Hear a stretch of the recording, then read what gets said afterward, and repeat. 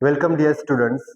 Today under the Savitribai Phule Pune University affiliated B.Ed College Kurund, Tehsil Parner, District Ahmednagar, in the course of B.Ed second year academic year 2024-25, subject code 212, practical name product development.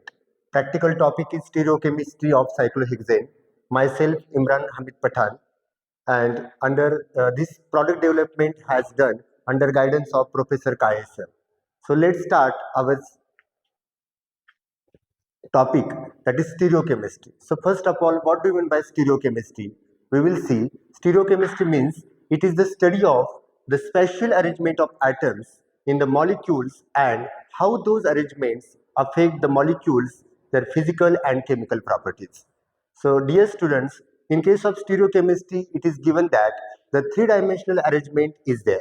So three-dimensional arrangement means under, suppose we have the carbon atoms and we know that carbon has the valency 4.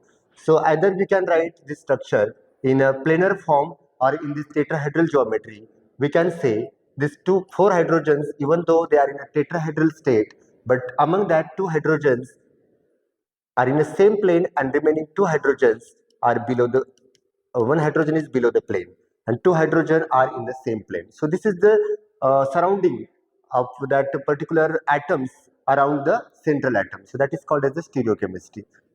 Here we are so much interested in only the organic stereochemistry. So we will see what do you mean by cyclohexane. So what is the cyclohexane? Name itself indicates that cyclo means ring-like structures and hexane means 6 carbon atoms are there. So it is a ring of 6 carbon atoms that are covalently bonded to each other and 2 hydrogen atoms each. You can see here the molecular formula of the cyclohexane is C6H12. So 6 carbons are present and 12 hydrogens are there. So what is the structure of cyclohexane? You can see the structure of cyclohexane ring-like structure and each carbon carry 2 hydrogen atoms. Now, what is the stability? We know that every molecule has gained stability, and here also the same molecule cyclohexane, it is exist in 4 different forms. So what are those forms? Chair form, boat form, twist boat form and half chair form. So among that all forms of the cyclohexane, chair form is the most stable form of the cyclohexane. Chair conformation is the most stable form of the cyclohexane. So here you can see the structure of cyclohexane in the form of chair form, okay, in the form of chair. Here this structure resembles like a chair, therefore it is called as a chair conformation. So if we draw the structure, we can see here 1, 2, 3, 4, 5, 6 carbons. They are attached to each other. They are joined to each other. But among that, these four you can see here. These four, 2, 3, and 4, 5, 6. These carbons lie in the same plane. C2, C3, C5, C6 are lie in the same plane, and remaining one carbon, this carbon which is above the plane, and this fourth carbon is below the plane. So I have written here C2, C3, C5, C6, they are in the same plane. C1 is above the plane, C4 carbon is below the plane. And what about these different structures, that is different hydrogens, hydrogen equatorial form and axial form? So here these green hydrogens, they are called as axial hydrogens because they are perpendicular to the plane, therefore they are called as axial, while hydrogen atoms, they are parallel to the plane, therefore we can say they are equatorial. So remember, hydrogen is equatorial, white hydrogen is equatorial and green hydrogen is exists in an axial form. Then what do you mean by monosubstituted cyclohexane? Mono means single, substituted. If any one hydrogen of the cyclohexane is substituted by methyl group, let's say every carbon has 2 hydrogen atoms, but among that suppose we replace one hydrogen by CH3 group, now it is called as monosubstituted cyclohexane. For example, methyl cyclohexane, this CH3 group is called as methyl. So methyl cyclohexane, we can write methyl cyclohexane in a planar form. This is a planar form of methyl cyclohexane. We can write this structure in the two forms. Axial methyl group is there.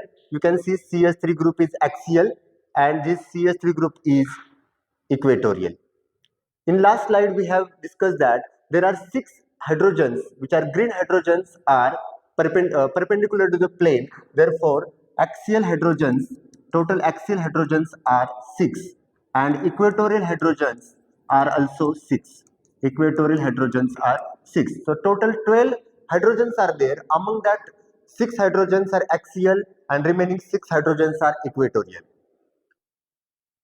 So we will discuss what is the stability of these two. Compare the stability of methyl cyclohexane which is exists in axial form, and second one is a methyl group which is present equatorial to the cyclohexane. We will see now methyl cyclohexane in which axial form, in case of axial form, this CH3 group which is perpendicular to the plane of C2, C3, C5, C6. Now here you can see hydrogen which is present at these C3 and C5 hydrogen atoms, they interact with this methyl group, and therefore there is a lot of interaction takes place.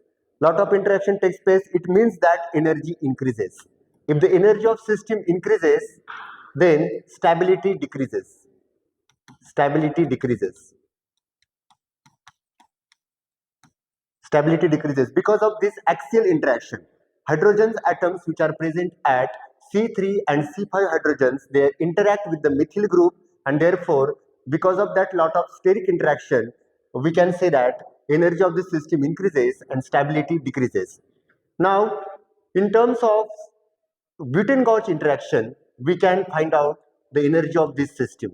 So before that, we must know what do you mean by butane-Gauge conformation. So remember students, first Gauge conformation means what? What is the dihedral angle in a Gauge conformation? So dihedral angle in Gauge conformation is 60 degree. There are different forms, different conformations are there, like staggered conformation, eclipse conformation, fully eclipse conformation, Gauge conformation, anti-conformation. Among that, the dihedral angle between the two planes is 60 degree, then it is called as Gauge conformation. So if we open, suppose for example, the angle between the two planes, if we open the book, then angle between the two planes, it is called as the dihedral angle, and if it is 60 degree, then it is called as Gauge conformation. Now in this case we can say this CH3 group will produce butane-Gauge interaction.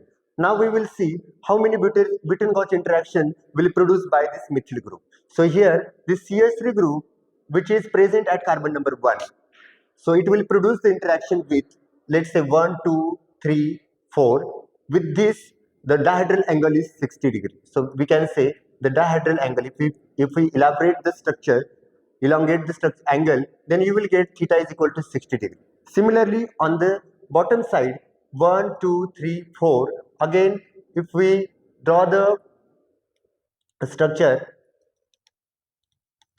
then you will get 60 degree. So here also the butane-Gauge interaction will produce. So total butane-Gauge interaction in this system, butane-Gauge interaction in this system is 2. Butane-Gauge interactions, 2 butane-Gauge interaction. For one butane-Gauge interaction, energy is 0.9 kilocalorie per mole. So we can calculate for 2 butane-Gauge interaction.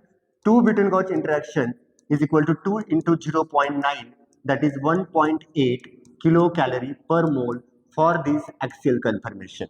On the contrary of that, the axial equatorial conformation, that is in case of equatorial conformation, we cannot observe such types of the butane-Gauge interaction.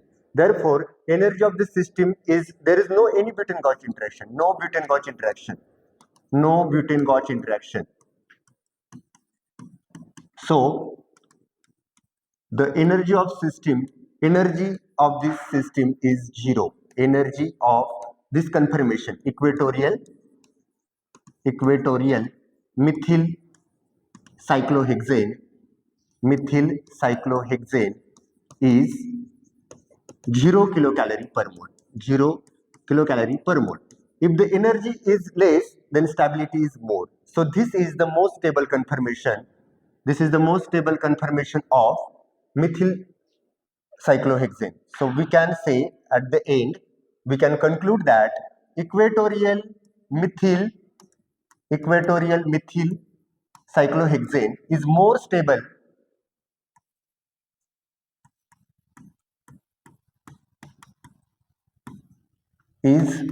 more stable than axial methyl cyclohexane.